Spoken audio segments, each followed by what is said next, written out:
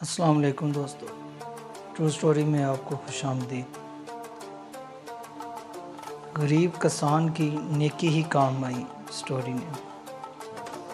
سدرا اخلاق سرگودا، یہ زمانہ قدیم کی بات ہے۔ ایک گاؤں کا نام راس نگر تھا۔ وہاں کے لوگ بہت نیک اور اچھے تھے۔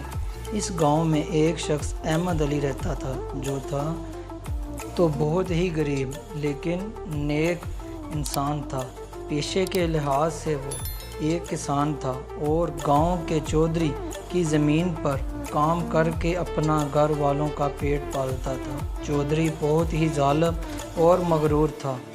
وہ دوسروں سے برا سلوک رکھتا اور لوگوں کی دل آزاری کرتا۔ احمد کی ایک ہی بیٹی تھی جس کا نام نوری تھا۔ وہ 8ویں جماعت کی طالبہ تھی۔ احمد علی کی خواہش تھی کہ اس کی بیٹی اعلیٰ تعلیم حاصل کرے۔ ایک دفعہ ایک فقیر آیا اور چودھری کے گھر کو دیکھ کر رک گیا اور نوکر سے پانی مانگا۔ اسی اثناء میں چودھری نے فقیر کی آواز سنی تو وہ غصے سے بولا، دفع ہو جاؤ، اور اس کی بہت ہی بے عزتی کی۔ فقیر بہت ہی پیاسا تھا۔ چودھری کا رویہ دیکھ کر وہ رو پڑا اور آگے چل پڑا۔ قریب ہی کھیتوں میں احمد کام کر رہا تھا۔ فقیر پیاس سے نڈال تھا کہ چلنا بھی مشکل ہو رہا تھا۔ احمد فقیر کی یہ حالت دیکھ کر دوڑتا ہوا فقیر کے پاس آیا اور قریب ہی درخت کی چھاؤں تلے بٹھایا۔ جلدی سے اپنا کھانا اور پانی لے کر آیا اور فقیر کو پیش کر دیا۔ فقیر پانی پی کر کچھ بہتر ہو گیا۔ اس نے تھوڑا سا کھانا بھی تناول کیا اور خوش ہو کر احمد کو دعا دی کہ اللہ تعالیٰ تمہاری ہر خوشی پوری کرے۔ کچھ دنوں بعد ایک دن وہ کھیتوں میں کام کر رہا تھا۔ اس کو ایک چابی ملی۔ اس نے چابی اپنی جیب میں ڈالی۔ جب وہ فارغ ہو کر گھر آیا تو اس نے وہ چابی اپنی بیوی کو دکھائی۔ وہ دیکھنے میں کافی پرانی چابی تھی۔ اس نے وہ چابی تکیے کے پاس رکھی اور سو گیا۔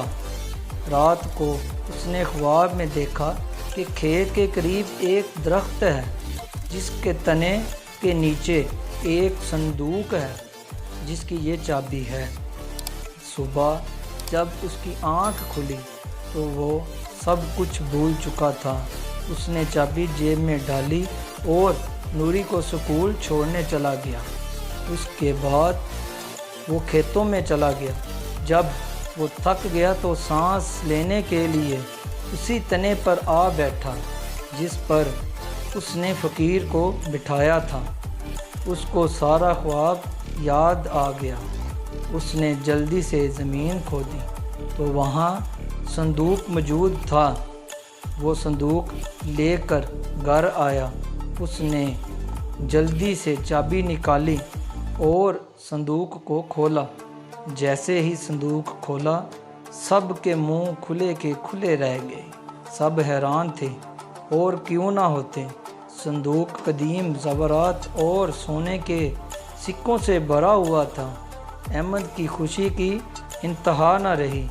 وہ جلدی سے اٹھا اور کچھ اشرفیاں اس نے رکھ کر باقی سارے گاؤں میں تقسیم کر دیں۔ احمد علی خوش تھا، اس کی نیکی کام آئی۔ اب ان پیسوں کے ذریعے نوری کو تعلیم دلانے کی اس کی دیرانہ خواہش پوری ہو جائے گی۔ بات گاؤں کے چودھری تک جا پہنچی، اور چودھری نے جب احمد کی زبانی یہ سارا ماجرا سنا، اس نے اسی دن اللہ کے حضور سچے دل سے توبہ کی اور اسی دن سے لوگوں کے کام آنے کا وعدہ کیا۔ یہ تھی آج کی سٹوری۔ اگر آپ کو پلیز میری سٹوری اچھی لگی ہو تو پلیز لائک کیجئے اور چینل کو ضرور سبسکرائب کیجئے گا۔ شکریہ۔ دعاؤں میں یاد رکھیں۔ اللہ حافظ۔